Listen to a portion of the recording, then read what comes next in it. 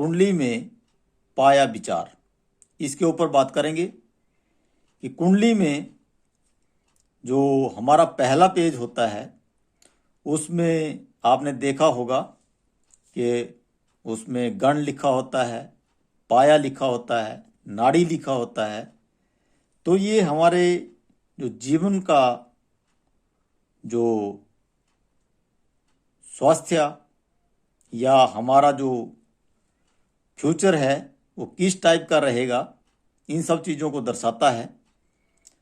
तो पाया कितने प्रकार का होता है और कौन कौन सा पाया जो है तो स्वास्थ्य के लिए लाभदायक होता है, आइए इसके ऊपर हम आज बात करेंगे। तो पाया जो है तो 4 प्रकार का होता है।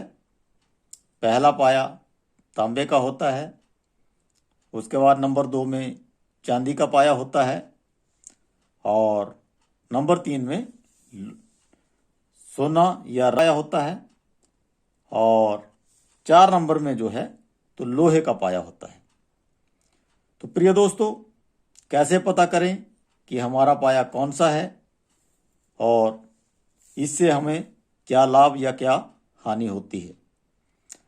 तो प्रिय दोस्तों, तांबे का पाया जब भी हम अपनी लगन कुंडली खोलते हैं तो जहाँ पे ल लिखा होता है या लगन लिखा होता है वहाँ से हम पहला घर स्टार्ट करते हैं। नंबर इसमें कोई भी हो सकता है, कुंडली 4 नंबर से स्टार्ट भी हो सकती है, 5 से, 6 से, 7 से, कोई भी किसी भी नंबर से कुंडली स्टार्ट हो सकती है।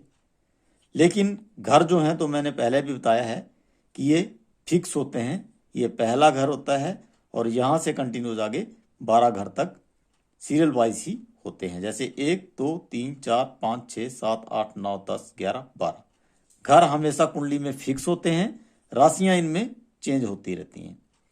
तो आइए जानते हैं कि तांबे का पाया कैसे बनता है। अगर चंद्रमा तीसरे घर में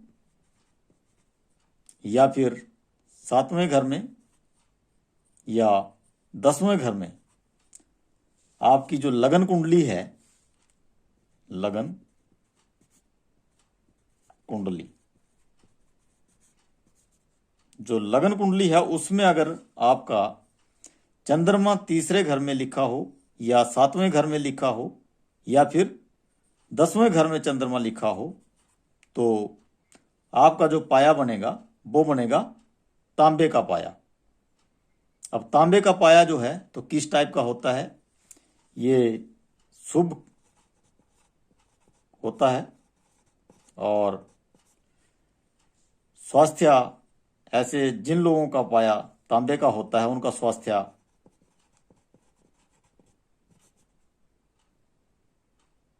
जो है तो अच्छा होता है, शुभ होता है, स्वास्थ्य अच्छा होता है और इन लोगों को जो है तो हर काम में लाभ मिलता है, काम में लाभ होता है। यानी कि ये जिस भी काम को करते हैं वहां से इनको लाभ मिलता है। तो आपने जाना कि तांबे का पाया जो है जिन लोगों का होता है उनका स्वास्थ्य अच्छा होता है और ये तांबे का पाया जो है शुभ होता है और ऐसे लोग जो हैं तो जिंदगी में अच्छा लाभ लेते हैं, मतलब इनको अच्छा लाभ मिलता है। आगे आता है हमारा चांदी का पाया। चांदी का पाया भी जो है तो शुभ होता है और कैसे हम इनको देखते हैं कि किसका पाया जो है तो चांदी का पाया है। तो इसमें अगर आपकी लगन कुंडली में 5वें घर में चंद्रमा बैठा, 9वें घर में चंद्रमा बैठा हो तो आपकी कुंडली में अगर चंद्रमा 5 इन घरों में से किसी एक घर में बैठा है तो आपका जो पाया बनेगा वो चांदी का पाया बनेगा। और चांदी का पाया जो है तो ये भी शुभ माना जाता है और मध्य सुख इन लोगों को मिलता है और ये जो लोग हैं तो इनको लाभ जो होता है वो भी मध्य ही होता है, यानी कि ना कम ना ज़्यादा। यानी कि जो चांदी के पाए वाले लोग हैं, ये मध्य सुख इनको जीवन में प्राप्त होता है, और जो लाभ है वो भी इनको मध्य ही मिलता है, यानी कि मीडियम टाइप का ही इनको प्रॉफिट होता है। आगे आता है हमारा सोने का पाया जिन लोगों का होता है, उनका लगन कुंडली में जो है तो चंद्रमा या तो पहले घर में बैठा होगा, या फिर 6th हाउस में चंद्रमा होगा, या 11 नंबर के घर में अगर चंद्रमा किसी कुंडली में बैठा है, तो ऐसे जातकों का जो पाया होता है तो इन लोगों को जो है तो ये सोने का पाया जो है तो अच्छा नहीं माना जाता, इतना ज़्यादा अच्छा नहीं होता।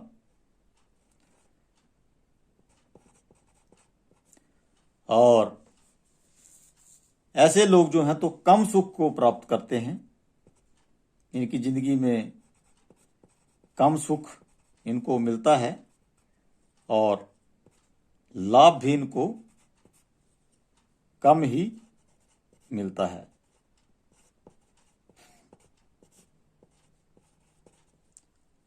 और अगर ऐसे लोगों को सुख सुविधा तो मिल जाती है, लेकिन सुख सुविधा ऐसे लोग सुख सुविधा को तो प्राप्त कर लेते हैं, लेकिन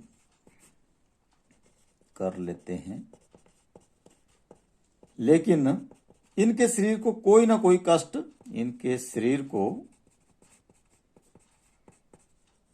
कोई ना कोई रोग जो है तो हमेशा लगा ही रहता है।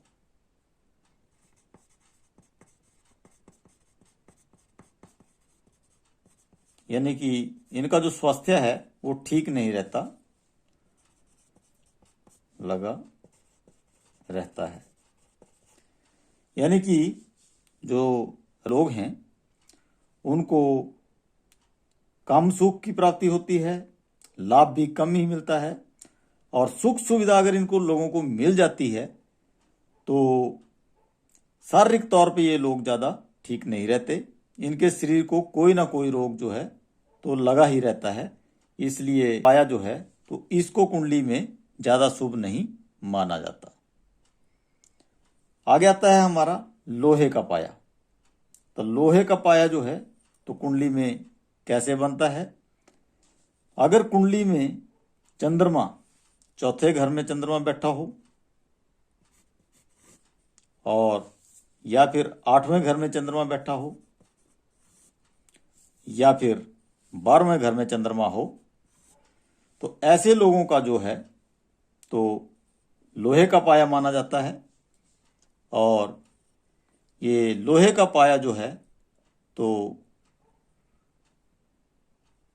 बहुत ही संघर्ष कराने वाला ऐसे लोगों का जीवन होता है, यानी कि संघर्ष में जीवन व्यतीत करते हैं ये लोग, जीवन व्यतीत। यानी कि इनकी अगर जिंदगी में किसी भी कार्य को करते हैं या इनको कोई लाभ की प्राप्ति होती है तो बहुत ही संघर्ष के बाद, यानी कि बहुत सी मेहनत करनी पड़ेगी, उसके बाद इन लोगों को वो चीज़ प्राप्त होगी। लेकिन फिर भी लाभ की कमी जो है, लाभ कम मात्रा में ही इनको मिलता है, मात्रा में प्राप्त होता है। और यह भी जो लोहे का पाया है ये भी कुंडली में इतना अच्छा नहीं माना जाता, ज़्यादा अच्छा नहीं माना जाता।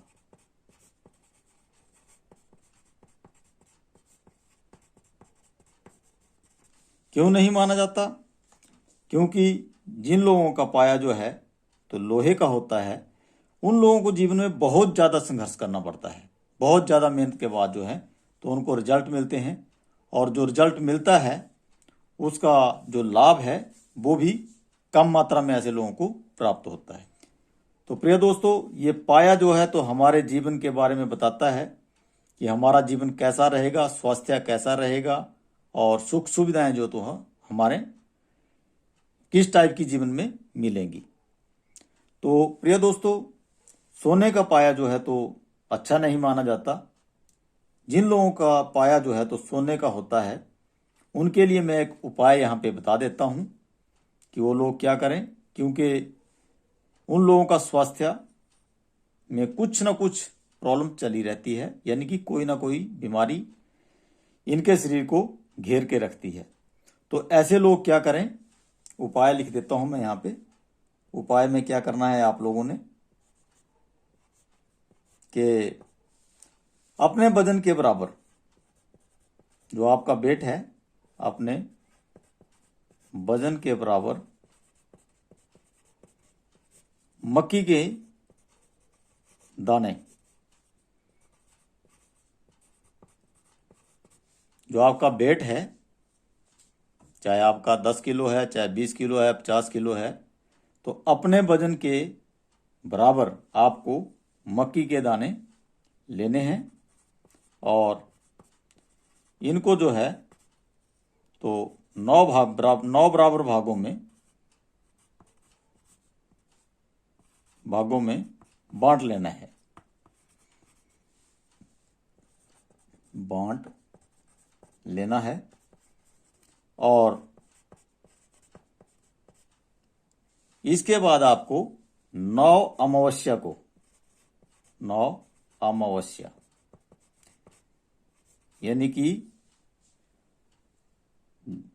हर महीने जो अमावस्या आती है वो आपने क्या करना है, 9 अमावस्या यानी कि 9 बार अमावस्या की दिन क्या करना है, इन दानों को अमावस्या के दिन पक्षियों को डालना है। पक्षियों को डालना है। इससे जो है तो आपका स्वास्थ्य ठीक हो जाएगा।